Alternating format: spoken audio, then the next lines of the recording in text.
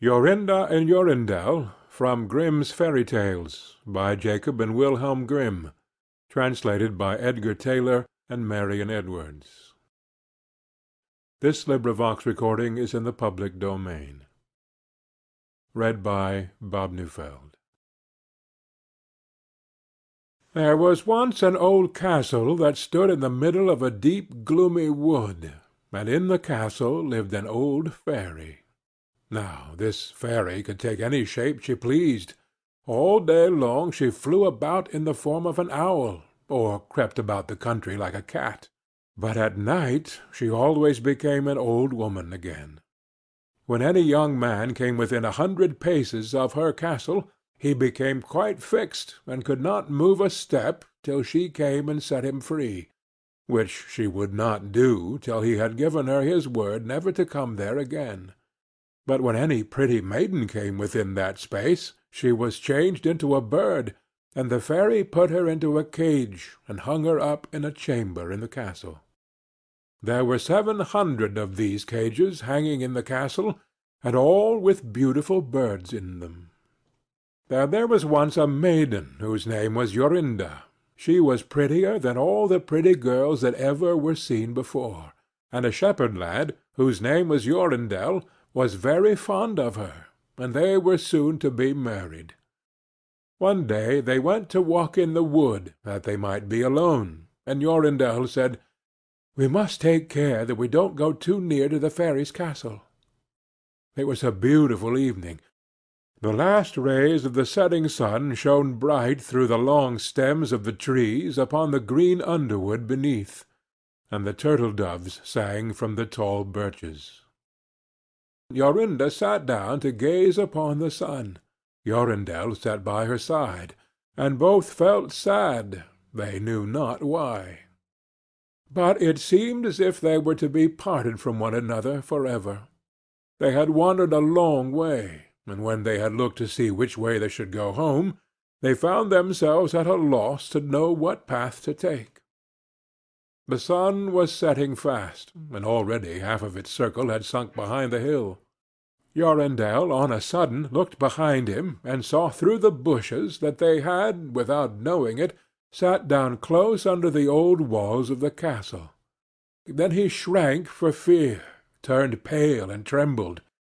Jorinda was just singing, "The ring-dove sang from the willow spray, well-a-day, well-a-day.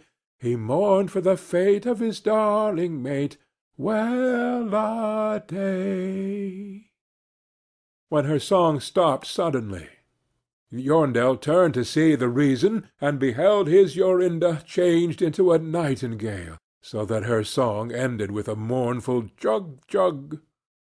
An owl with fiery eyes flew 3 times round them, and 3 times screamed, "Tu-whoo! Tu-whoo! Tu-whoo!"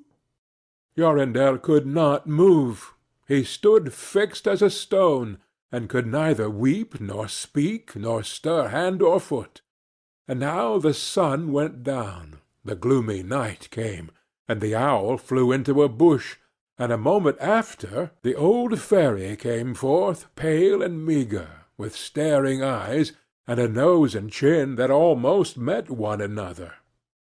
She mumbled something to herself, seized the nightingale, and went away with it in her hand. Poor Jorindel saw the nightingale was gone, but what could he do? He could not speak, he could not move from the spot where he stood. At last the fairy came back, and sang with a hoarse voice, "Till the prisoner is fast, and her doom is cast, there stay, oh stay! When the charm is around her, and the spell has bound her, hie away, away!" On a sudden Jorindel found himself free. Then he fell on his knees before the fairy, and prayed her to give him back his dear Jorinda. But she laughed at him, and said he should never see her again. Then she went away. He prayed, he wept, he sorrowed, but all in vain. "Alas!" he said, What will become of me?" He could not go back to his own home, so he went to a strange village, and employed himself in keeping sheep. Many a time did he walk round and round as near to the hated castle as he dared go, but all in vain. He heard or saw nothing of Jorinda. At last he dreamt one night that he found a beautiful purple flower, and that in the middle of it lay a costly pearl, and he dreamt that he plucked the flower, and went with it in his hand into the castle, and that everything he touched with it was disenchanted, and that there he found his Jorinda again. In the morning when he awoke, he began to search over hill and dale for this pretty flower, and 8 long days he sought for it in vain. But on the 9th day, early in the morning, he found the beautiful purple flower, and in the middle of it was a large dewdrop as big as a costly pearl. Then he plucked the flower, and set out and travelled day and night, till he came again to the castle. He walked nearer than 100 paces to it, and yet he did not become fixed as before, but found that he could go quite close up to the door. Jorindel was very glad indeed to see this. Then he touched the door with the flower, and it sprang open, so that he went in through the court, and listened when he heard so many birds singing. At last he came to the chamber where the fairy sat, with the 700 birds singing in the 700 cages. When she saw Jorindel, she was very angry, and screamed with rage. But she could not come within 2 yards of him, for the flower he held in his hand was his safeguard. He looked around at the birds, but alas, there were many, many nightingales, and how then should he find out which was his Jorinda? While he was thinking what to do, he saw the fairy had taken down one of the cages, and was making the best of her way off through the door.